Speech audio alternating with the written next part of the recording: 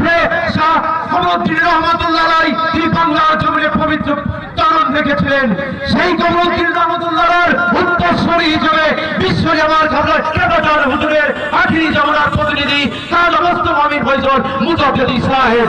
সুতরাং সেই দিক থেকেও বাংলাদেশের অধিকারী স্বত্বাধিকারী এই আখিরি জামানায় জাগের পার্টির মহামান্য চেয়ারম্যান কাজী মোস্তফা আমির ফয়সাল মুজাদ্দিদি সাহেব।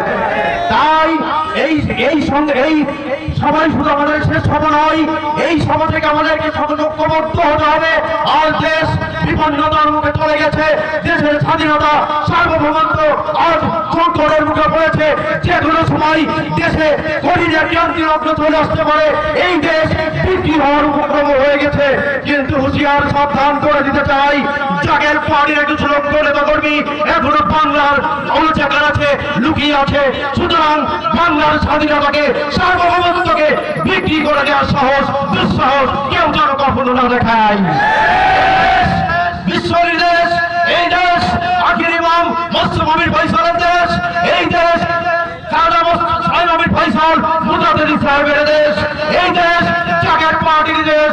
আগামী দিন জাগের পার্টির সরকার বাংলার মসজিদে বসবে, এদেশে শান্তি প্রতিষ্ঠিত করবে।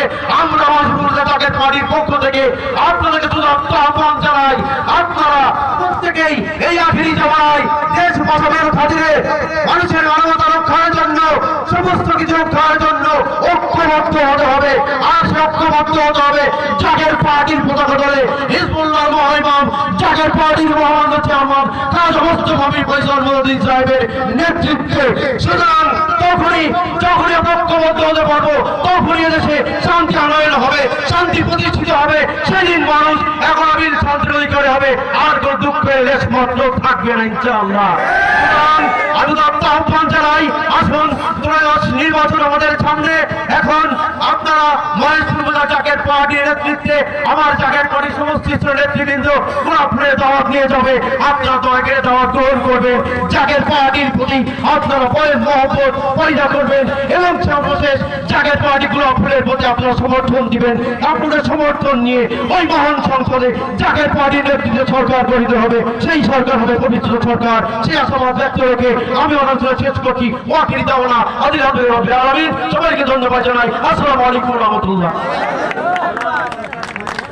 ধন্যবাদ জানাচ্ছি মোহাম্মদ আব্বাস হোসেন খানকে।